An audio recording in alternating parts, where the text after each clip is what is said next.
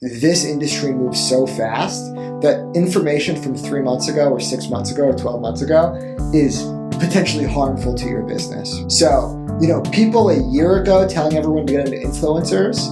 Yeah, we've been doing influencers since 2016. A year ago was the absolute worst time ever to get into it. Replace Shopify stock price with influencer rates. That's basically what we saw happen throughout 2020 and 2021, is that rates just doubled or tripled. Like that flood of money that happened, it made everything go up. I don't think it's a great time for people to do large-scale influencer campaigns. You will end up losing, but I think it's all adjusting down, right? As more ad dollars leave the market, as Facebook CPMs come down, all CPMs come down. So it's a resetting market.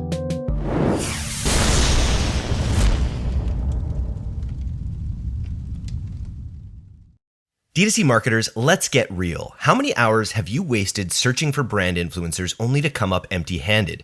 It's time to stop spending time searching, scrolling, and haggling with influencers and start using creator marketing with #paid. With #paid, you can find your perfect creator match for your brand in less than 10 minutes every time. Getting started is easy. Just select your audience, campaign objectives, pick from a short list of creators, and hit run. It's just that easy. There's a reason why #paid is the #1 rated influencer marketing platform for D2C brands. As a D2C listener, you can even get credits for your first campaign. Just go to go.paid.com/DTCpod to get started. Welcome to the D2C Podcast, Emergency Edition. I am reconnecting here with Sean Frank, CEO of Ridge Wallet. We did a podcast, I think probably just over a month and a half ago. And it was around that time that I was like, okay, we're going to start putting together this mastermind here in Victoria, British Columbia, calling it C-Suite for founders and executives at D2C brands. And I just was like, I had just done the podcast with Sean. I'm like, okay, I gotta invite Sean to come out to Victoria for this mastermind. He's got a lot of hot takes. He's trying to build the word e-com into his name in all sorts of ways. I'm sure he's got some tattoos. I just emailed him and he's like, yeah, I'm coming, but I won't do slides. And I'm like, fine. This is an intimate event. This is not a talk on stage. This is a two-way discussion with 50 high-level D2C entrepreneurs. He said yes. The rest is history. Sean, welcome to the podcast. How you doing? I'm good, man. Yeah, I'm excited to go to Victoria, British Columbia. Do I fly into Vancouver? Do you have any tips?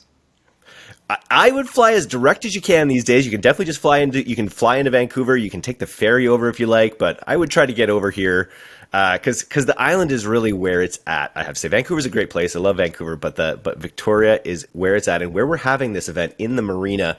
I was writing a sales email about it today, and I was like, the only thing I'm worried about is when people will get distracted from Sean Frank's talk when there's an orca jumping in the magically in the harbor there, which is liable to happen in the location we're in.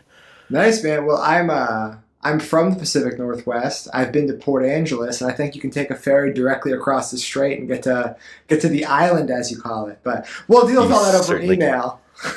Yeah, that's right. Well, let's just dive into a little bit about like where we're at right now. It's funny, I was just reading about, we're redefining the definition of recession in the United States right now. It's no longer 2 quarters of negative GDP growth. But I also, the quarterly earnings of Meta came out the other day, and for the first time, I guess, ever, they're reporting less revenue than they did the previous quarter. What do you make of where we're at in this whole global schmozzle? I mean, I have almost no political opinions. Everything I know revolves around the economy or e-commerce and how that affects me personally. But, dude, changing the definition of depression is such a baby game. It's like if you're losing, you're like imagine you're playing a child at like some sort of card game and they're losing. They're like, well, we're going to change the rules now. Like that's exactly what happened. So yeah, just incompetence at every level of government throughout the United and then denying States. that was the case. Like it's like some kind of gaslighting in a way where it was like, oh, this isn't what we previously, this isn't the metric that we had previously used for years and it was in most cases, it sounds like. Yeah, and like what is changing that word gonna do? Like are they like, oh, magically things are good? It's like it's so stupid, man. So look, the US economy is in an interesting spot. Happy to dive into that. But I have no faith in government of any party at any level. It's been described to me that the U.S. government isn't supposed to function. Like by design, it's not supposed to function. Like it's not supposed to get anything done because when humans interfere with systems, we break them. Like the examples are China's one-child policy, pugs. If you've ever seen a pug, like they can't breathe, like we made that. Like, and that famous story in India about like the British government wanted to get rid of snakes, so they put out a bounty on snake heads. So people started breeding snakes because that's the logical thing to do. Anytime we try to interrupt like a natural system, we do a horrible job. So the government's supposed to do nothing, basically, be incapable of doing stuff, and natural like systems, a QWERTY keyboard. Yeah. Like a QWERTY keyboard, just slowing down the rate of type. That's the best that we can hope for from government. Well, this podcast is not for discussing government. I could get in a lot of trouble if I started down that path. So let's stick with some of the I know you like to hang out on quarterly earnings calls. We've seen Meta's results. I think Walmart and some of the other big players are in right now. What are you seeing at this moment in the, let's call it the tech and e-com economy? Yeah, look, it was a big week. This should just turn into a finance podcast, man. You could ask me questions I could not prepare. It'd be great. It was a big earnings week, right? There was I think Amazon's today, but then there was Meta, there was Shop, there was Walmart. Look, I'm still like I was texting my friends like I'm very long Facebook. Like just everything Meta's doing is fantastic. Yes. Revenue went down 1% year over year. You know, that's for the size of player they are, right? Like, for revenue to go down like at all, it's obviously concerning, right? Like Apple's going to report today their revenue is going to be up, right? But I think Walmart was down way more than 1%. I think they were down 3%, right? And a bunch of D2C brands, right? Like I did a breakdown of AKA. I did a breakdown of ELF, like AKA was down 6% or something. So, Facebook's still showing user growth globally, like 3.6 billion people use the platform. When they say that number, it's fucking insane, right? 3.6 billion people. They're not available in China, so they have like 4 out of 5 people they can possibly get, right? Using one of their platforms every single month. And they talked about Reels and the shift to focus on Reels. And they're like, look, Reels is already $1 billion ad unit for us. Like it's reached that number faster than Stories did. And obviously Stories took over everything. So to me, like Facebook's down another 10% today. But they put up $6 billion in profit in Q2. Like, yeah, $28 billion in revenue, $6 billion, maybe $7 billion in profit. It's so hard to bet on that. I mean, they can essentially buy all of Snapchat from profits twice a year. You know what I mean? Like they can buy in one quarter, they can buy all of Pinterest, right? They're so cash rich, and they're such a good product, and like it's still revenue is essentially flat, down 1%. Who cares? It's essentially flat. So I'm super long Facebook. I think they win in the end. It's so hard to bet against them. And people are, we're nitpicking over, I saw a great thread that you had about Instagram, and people were complaining about how they're not seeing enough of their friends and kind of Reels is taking over. But just the fact that they basically have taken their most popular app in Instagram and have now sort of made it kind of TikTok light as well, and are still succeeding. Like they're still like the fact that Reels has become such a profitable, successful ad unit for them when they're essentially just kind of like ripping off another platform's format in a way, and succeeding with it. So it's like even though people are like, oh, it's a little janky, it's not, they're saying it's not what they may want. It's still working really well. Yeah, it's a classic thing in venture. People don't know what they want. You know what I mean? Like they don't know what they want until you show it to them. And people complaining like, oh, Instagram's supposed to be for my friends or whatever. Ask a 25-year-old when was the last time they posted on Instagram, right? Like outside of stories, like normal people aren't creating content on that platform anymore, right? Like for whatever reason, like the novelty wore off, or they're scared of like not being seen as cool or whatever. This idea of social media has essentially gone away, right? Like social media being like people you directly know interacting. It's like my whole argument is that like the social medias are, group chats or Snapchat or, whatever WhatsApp's doing or Twitter or Facebook, like for parents, like that's like a true social media. People really want to be entertained. They want like a content platform. That's what TikTok proved. That's what YouTube proves. Those people those are not social apps. Like, there's social interaction, but you're not seeing your friends' content. You're seeing the best content from professionals because your friends are boring. That's my whole point, is that how often do you want to see the same stupid fucking photos that your friends took? I'm sure they're lovely. I'm sure you love your friends, but you really and want there's levels the of best. friends. Like my brother, I want to care about my brother's cappuccino or my brother's vacation, maybe. But my business acquaintance from XYZ, like I don't care where they're traveling, right? Like it's very stratified where there's like a lot of that content I'm just not interested in. Yeah, so we're, everything is just a sub for a different screen, right? So like, it used to be like you had this like social, like this digital social aspect, and that was Facebook or it was Instagram in the early days. But now it's like, no, your phone is replacing your television. And what is your television used for? It's used for entertainment. So Reels is just a great entertainment solution, right? It's like it's in vogue right now. And all this hype around TikTok feels a lot like the hype that was around Snapchat. And now Snapchat's essentially irrelevant. It's just so hard. Like, TikTok is trying to get to a revenue target this year that is, I think they're trying to hit 12 billion, right? In total revenue for this year. Facebook profit in Q2 was $7 billion. So in 6 months, they make more in profit than entire revenue for TikTok. It's so hard to bet against Facebook, like if you look at those numbers. So I'm long-term Facebook. I'm short Shopify. I've been against Shopify as a standout stock for so long. People talk about it. Shopify posted really impressive revenue growth. I think it was like 15% or 10% top line revenue growth year over year, which is super impressive. But they don't talk about new store growth, right? Like they've added a bunch of merchants. They highlight that, but like they don't break down same store growth year over year. So it doesn't give you a good health of like the e-com economy, right?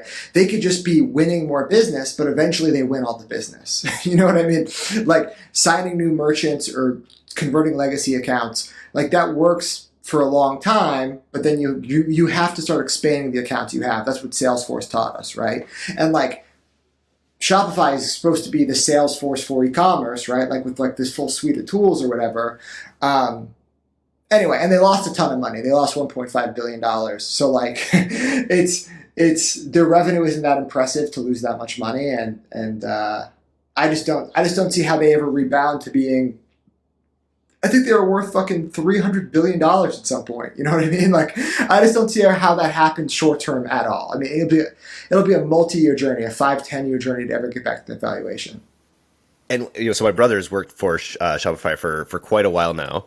He survived. Was he laid off? Recent, okay. He was not laid off. He was survived, but he knows a heavy number of people who were, and like incredibly bright, talented, dedicated people. Like, there's just probably an absolute glut of really great talent on the market right now because of things like this. But you say you're short on the stock, but are you short on Shopify as a product, or is it just they're sort of prisoners of their own success because they had such crazy high valuation? Them as a product. No, I still use Shopify. I think it's a very good back-end solution.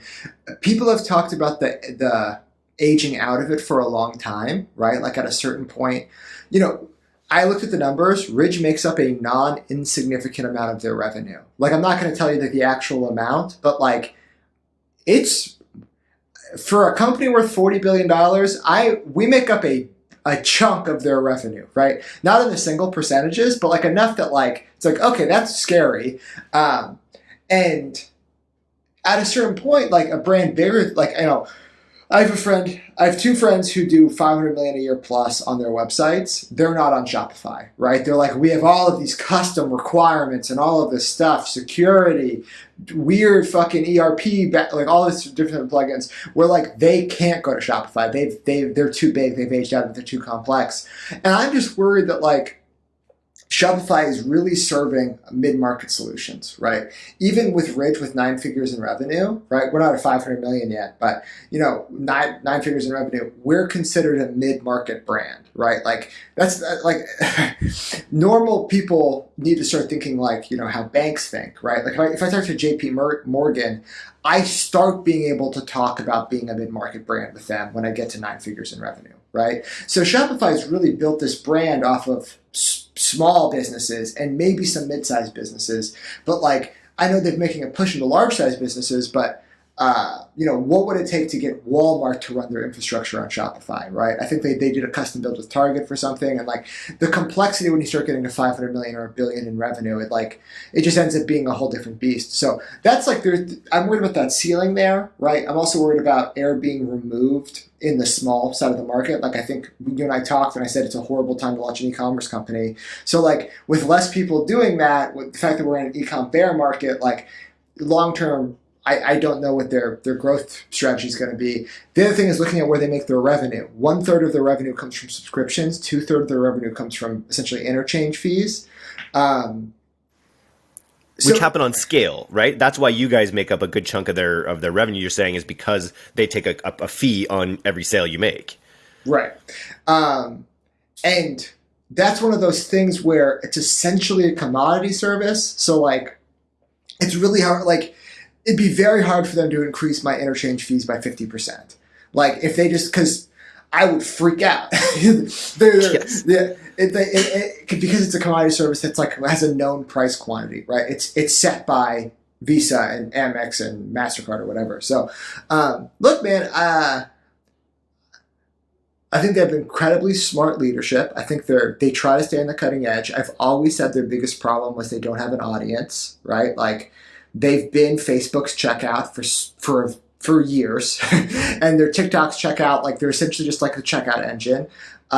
They're a very great checkout engine. I always feel like I'm talking shit about them. I feel like I have to because everyone's so positive about them. Like everyone fucking sucks their dick on Twitter. Like Shopify is this great thing, and it's fantastic. It's a great product. I use the product. I'm a power user of the product. I give them 5 figures every single month. You know what I mean? Yep.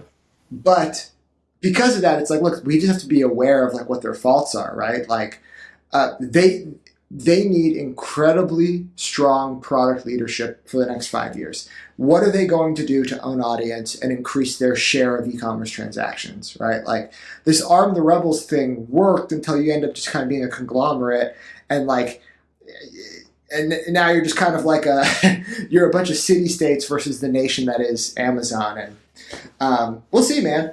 Interesting. Okay, so but with all these things kind of happening, these quarterly earnings numbers dropping, the recession getting postponed, have you made any pivots in your plans or strategies for the rest of the year? Are you overemphasizing or de-emphasizing aspects of your plan to make it the biggest Q4 ever? Yeah. So we're I mean, Q1 was up 70% year over year. That felt unsustainable, so we've pulled that back a little bit. Q2 was up, 35 to 40% year over year. July is going to be up like 50% year over year. But we're like, our main focus is taking it day by day at this point. Like originally we went into this year and we're like, this is what we're going to do every month. Like we had everything planned out. Quickly we're like, let's get away from that plan. Let's just focus on like being profitable on a day by day basis. And maximizing our cash on hand goals, right? So, what are we gonna do for Q4? We're gonna make the best decision in the moment. That's what we're gonna do. We're gonna continue to acquire customers profitably. I know that. Yeah. We're gonna run ads profitably. That's what we're gonna do. We don't have investors. We're not a public company. I don't have to make projections and hold myself to them, right? The reason why you saw Shop, stock drop and Snap drop is because they had earnings projections and then they have to come out and say they're going to miss them. And that disconnect really fucks with their stock price in the market or whatever, right? Because people talk about price to earnings ratios and future price to earning ratios, but those assume the earnings projections are right. And when they're not right, the company ends up, you end up getting a spiral to try to find like what the true value is. So anyway, all I'm saying is Ridge doesn't have any of that. What I can tell you about Ridge is doing 6 figures every single day, putting up 5 figures in profit every single day. And we're close to 6 figures in profit every single day. And we're going to keep doing that throughout the year. And in Q4, those numbers get bigger. So, yeah, man. That sounds good. Yeah, surviving. That's really what it comes down to.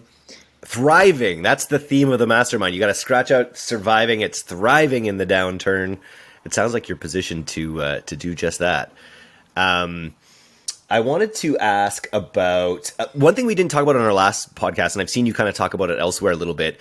Is I know you've run influencers at just an unbelievable scale. I think you talked about having over 100-person influencer launch on our last podcast. We didn't get into details.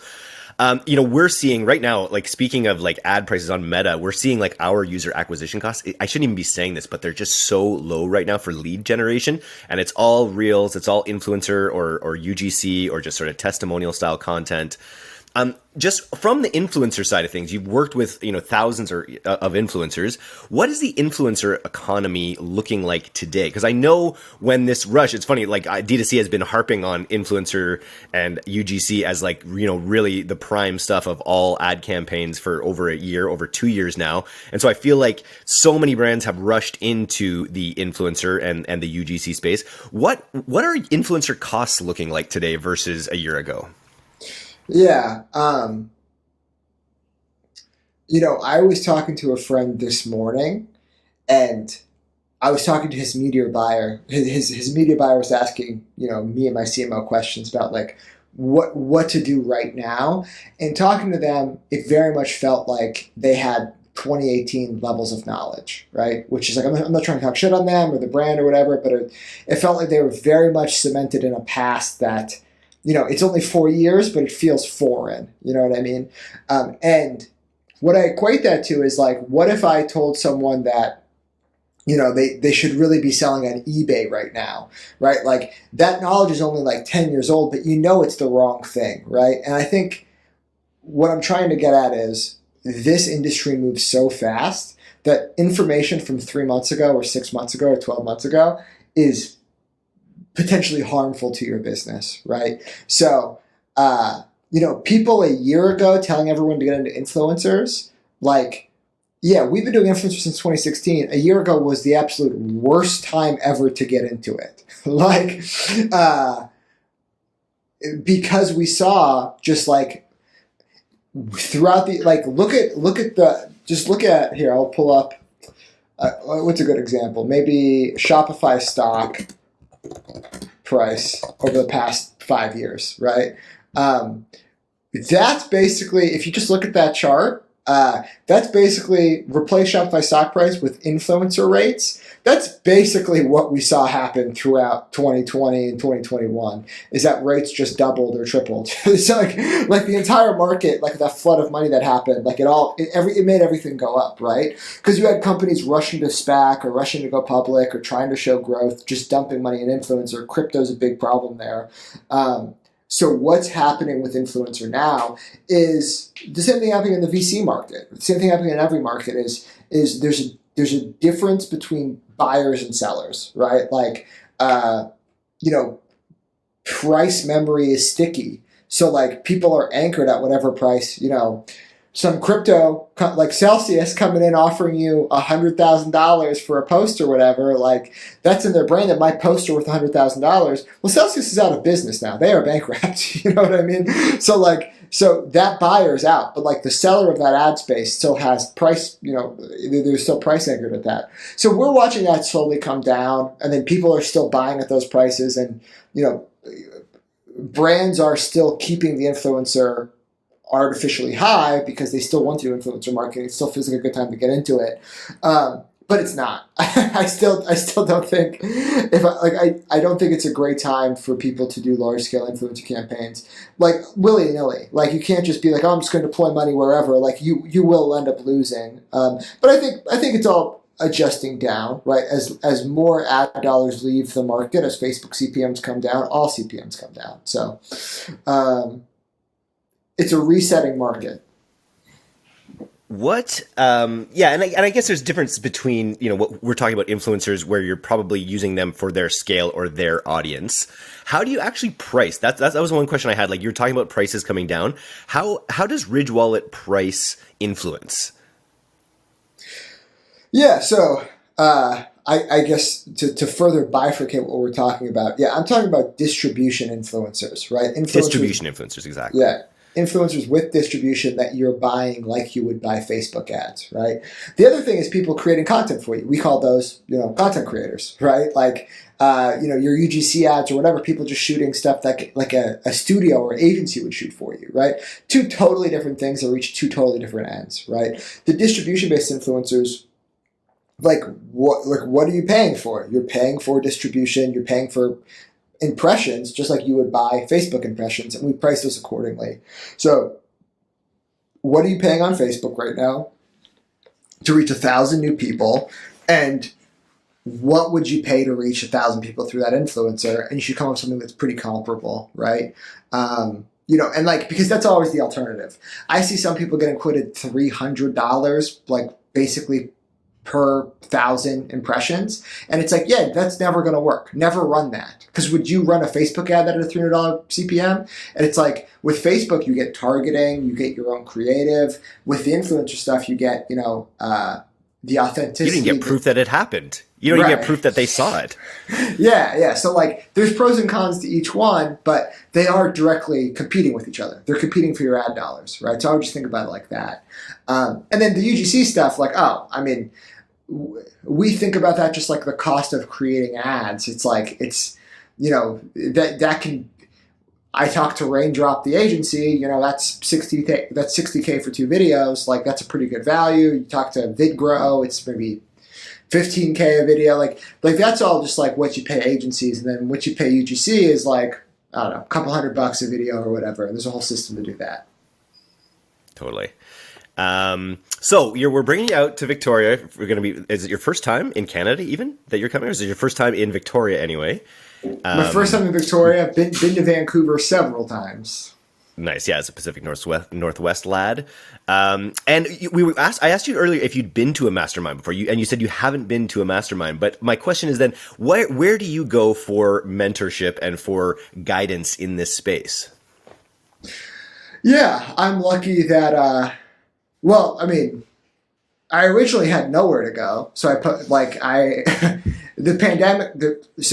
before the pandemic, I lived with my CMO, Connor. My entire life was e-commerce and agencies and shit. So I didn't have to look anywhere else. It's like whatever my group of friends were, that's what we were doing and working on.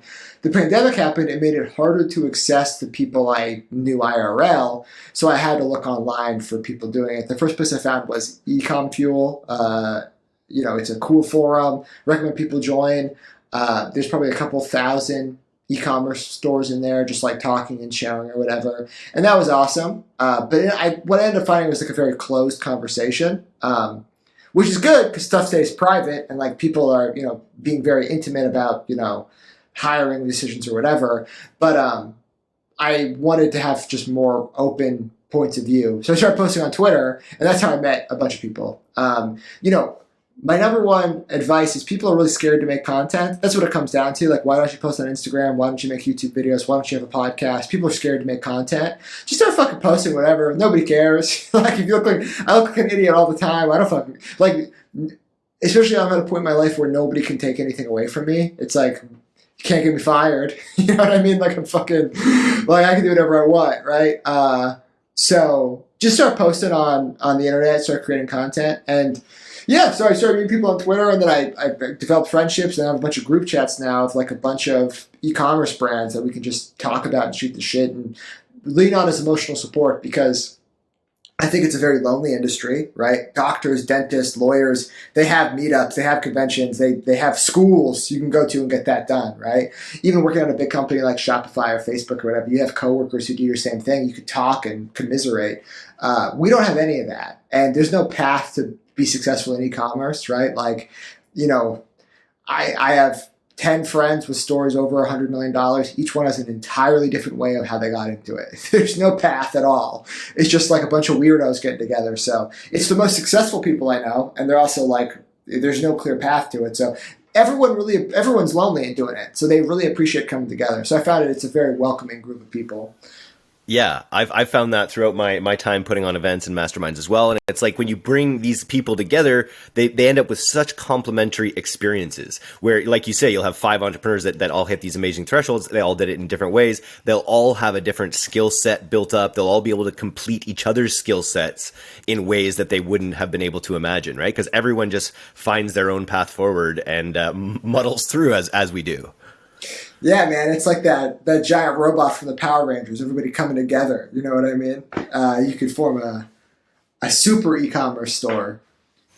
I'm so glad you brought up Power Rangers. The first time Power Rangers dropped on this podcast brings me way back. Well, very cool. What like from a high level? We're all gonna sit in a room. There's gonna be, I think there's gonna be 50 people there. There's gonna be you. We're just going to be shooting the shit. What can people expect from a Sean Frank mastermind session? Man, I'm going to say expect the unexpected because I'm not going to prepare. so Love it. Nothing. Yeah, I'm happy to talk about whatever. I mean, happy to go in the weeds on whatever. I'll bring my computer so I can show you guys some stuff I'm working on. I don't know, right? No, like, look, I think if it's going to be agency owners, we should just take a hard look in the mirror and be like, do you think your clients are going to succeed in the next year? Like, with or without your work, with or without whatever, it's like, do they have strong businesses? It's like, that's the big thing. And the reason why I'm so scared for agency owners, it's like, look at your clientele. Who do you think is smart enough to get through a downturn? like just as who's going to lead their business through that? Just be aware of that. For brand owners, it's just going to be like, let's talk about profitability. Q4 is coming up. Like, let's talk, like, how much profit did your store turn yesterday? Think about that. Do you have an answer? I have an exact answer. I can tell you every day for the past 3 years how much it turned, right? So anyway, we'll go through all that stuff. But yeah, man, I'm excited. It's going to be good. I think, the format that we're going for here, it's going to be these talks, and then we're hoping to make some time for like workshops, especially where people can kind of split into smaller groups and go deeper on specific topics, or actually start implementing some of the things. Because I find when you go to these things, sometimes you'll get all these amazing ideas, and then you end up integrating 1 or 2 of them and paying for the cost of your trip. But like there's so many more that could be sort of captured and potentially implemented, or at least noted down in a way that they can be revisited later. So we're planning a bunch of fun stuff. We're like, just, are you allergic to shellfish? Because we're going to plan one of the best seafood dinners you've ever had. Just throwing that out there. Yeah, no, I'm excited too. The sales are starting to come in here. And the quality of the attendee that's coming in is great. We just got verbal confirmation on a really exciting speaker who's coming in that I'll be announcing probably next week. And really excited to add him to the mix as well. Man, Sean, this is going to be fun. Can't wait for it. All right, man. Talk to you later.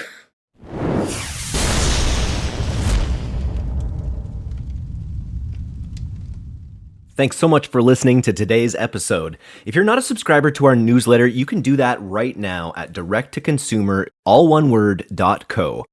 I'm Eric Dick, and this has been the D2C Podcast. We'll see you next time.